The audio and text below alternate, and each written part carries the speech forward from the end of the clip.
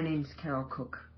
I'm a 3-time Paralympian with 3 gold and 1 silver medal to my name, and a 9-time world champion in the sport of paracycling. I'm Australian, although I might not sound it. I was actually Canadian born and moved to Australia 30 years ago. Now, I want to take you back to April 23rd, 1998. It was a beautiful sunny day, and I was on my way to get some test results from a neurologist who we'll call Dr. B. And I was feeling fabulous. Not a care in the world. Symptoms that I'd had for months had disappeared overnight. And as I was going there, I felt like a real fraud because my symptoms had all disappeared. And when I got there, and he opened the door to his office, in a very gruff voice, Dr. B said, "Hurry up, come in here." And I thought right then and there, oh yeah, I am wasting his time. And as I walked through the door, he pointed to the corner of the room to a big armchair and said, "Sit down." I thought, oh wow, he's not very happy that I'm here. And at that point, he pulled a big film out of an envelope, which at that time I found out was my MRI film.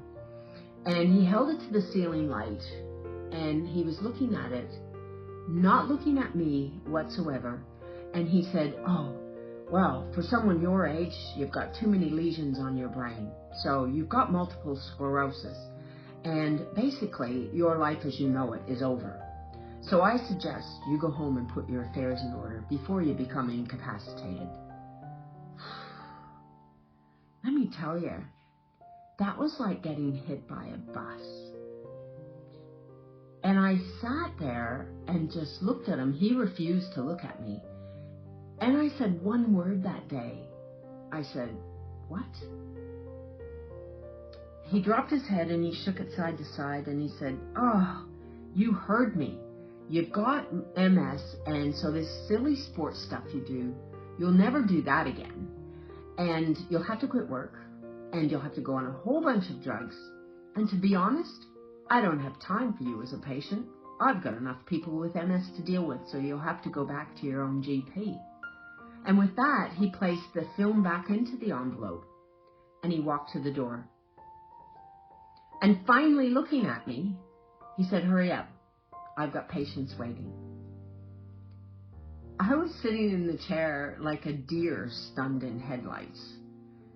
And as I got up and walked towards him, he slammed the envelope into my chest. And he had the audacity to say to me, "See my secretary on the way out for your bill." And as I walked down the hall, I walked straight past his secretary's office. And as I put my hand on the front door handle, I heard her calling out, "Mrs. Cooke, Mrs. Cooke, your bill." Needless to say, I walked straight out the door and into a whole unknown world. I don't remember driving home that day. I don't remember parking my car. The only word going round and round through my head was the word incapacitated. And I went to the real dark side of that word that day, thinking it meant bedridden 24/7 and unable to do anything for myself in any sense of the word. The next thing I remember is sitting on my couch in tears. And at that point, my 6-month-old puppy jumped up into my lap, and that snapped me right out of my stupor. And I patted her saying, "Oh, Kimba, it'll be fine. I'll work it out." Now, at that point, I made decisions that you should never make when you've heard traumatic news. And when my husband came home, I told him what had happened with Dr. B.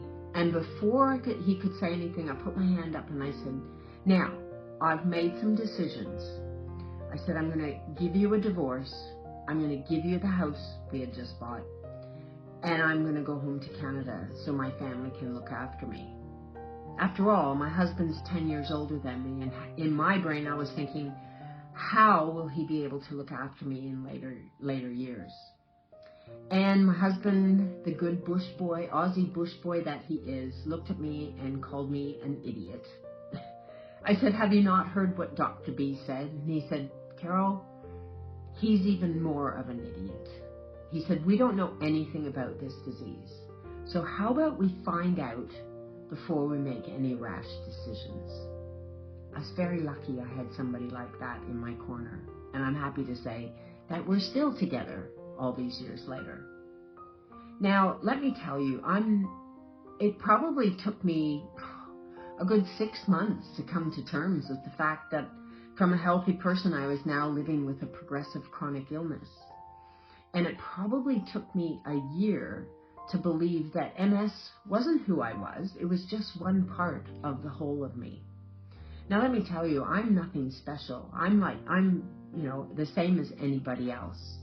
But it's taken me a few years to understand that I have a force within me. And in a few moments, I'll tell you what that force is. Because I believe that anybody can find that force within themselves and they can overcome any kind of adversity, challenge, or obstacle in life. Now, when I talk about force, I'm talking about being fearless and believing in yourself. Because if you do, you can accomplish anything. Being original, because your uniqueness can create magic. Reframing your thoughts to build your resilience. Having the courage to take a chance on change. And lastly, embracing the positives in life. Now, I guess, I could spend minutes and hours talking about each one of them.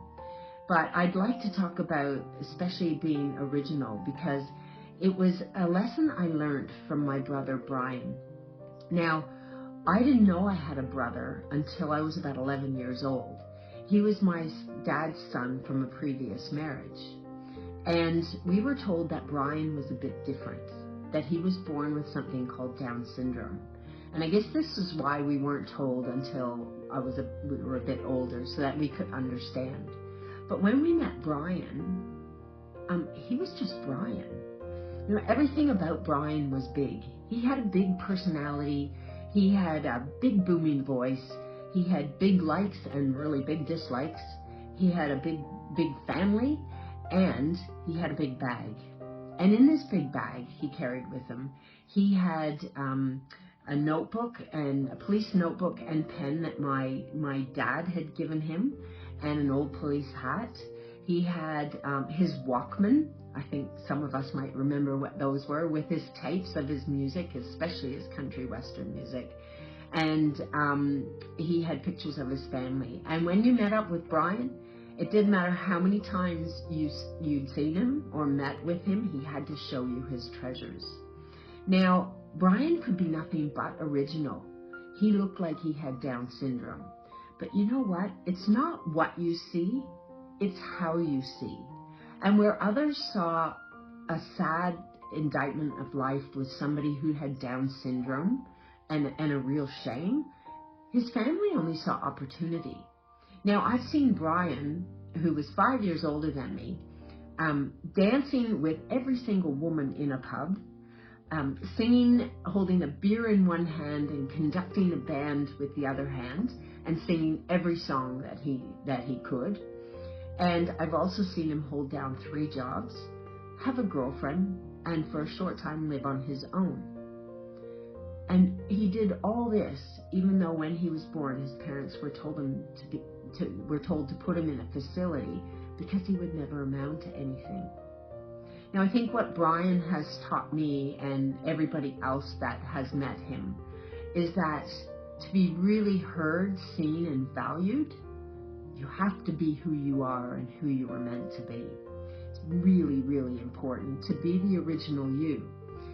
Sometimes in life, we're taught by very well-meaning parents and teachers to follow a certain path. Make sure you finish high school, go to university, get that career, or follow a certain path that your family has followed.